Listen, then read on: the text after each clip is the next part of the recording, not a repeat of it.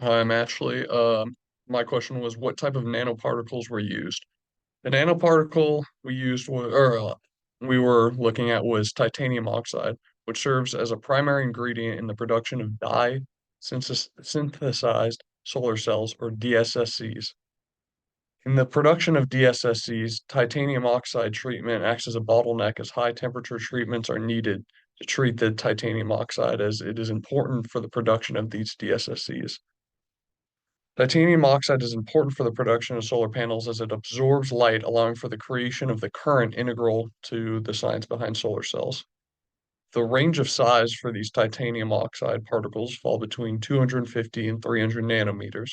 The titanium oxide nanoparticles are found in one of three structures, being anatase, rutile, and brochite structures.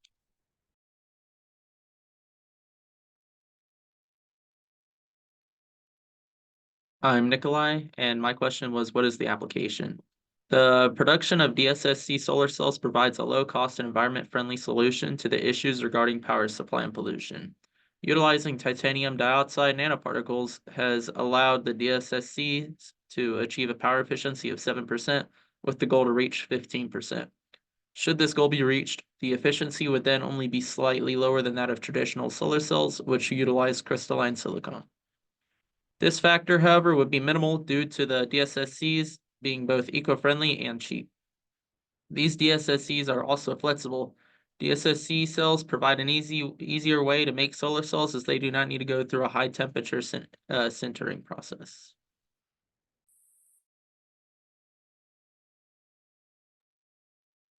Hi, I'm Tanner. My question was, how are nanoparticles involved in the application? First off, they rely on electron flow, and that is reliant on the shape of the nanoparticles, meaning they form a clear and direct path for the electrons to flow, which increases the efficiency up to that 7%, hopefully the goal of 15%. They're curable and applicable at room temperature, meaning you can paint them onto the solar panels with the paintbrush, and they're able to cure that way, which means they have the removal of this traditional sintering process of high heat, which has potential of cracking the solar cells. They have an increased flexibility due to this application method, meaning there isn't going to be that cracking anymore, and that has more flexible and durable lifespan. Now, durability also comes with flexibility and the removal of that sintering. The surface area and size and shape contribute greatly to the paste efficiency. The adhesion strength determines the usability of the nanoparticles and the usability of the DSSCs, because the size determines the absorbance spectra, which means how much light can come in and what type of light comes into the solar panels, which determines the solar capabilities and ultimately that high efficiency of 7%.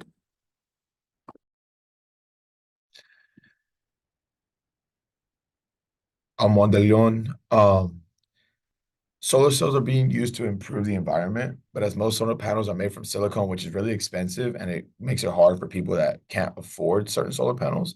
But the perovskite solar cells have been a good alternative because it's cheaper and it's safer for the environment as well. But then also with the advancements that are being made in the world with solar cells, TMP solar paint is also a feasible solution. This eliminates the requirement of a high temperature sintering, basically saying it's safer and it allows the production of large scale flexible solar devices. Because if you do it the original way, you're spending a lot of time not producing as much as you need.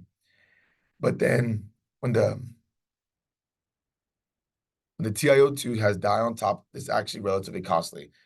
So being able to produce the TMP solar paints will save a lot of money among the industry of solar cells, and it would also make it way more, I would say, cost efficient within the whole world.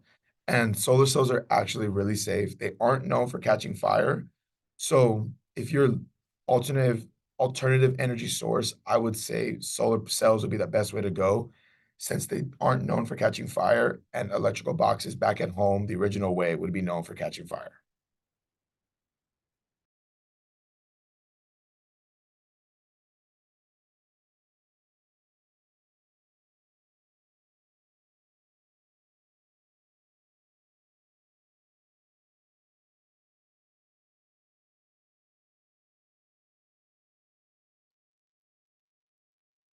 For our quote, we have only a minuscule fraction of global energy consumption, according to, or accounting for less than 0.05% in 2004.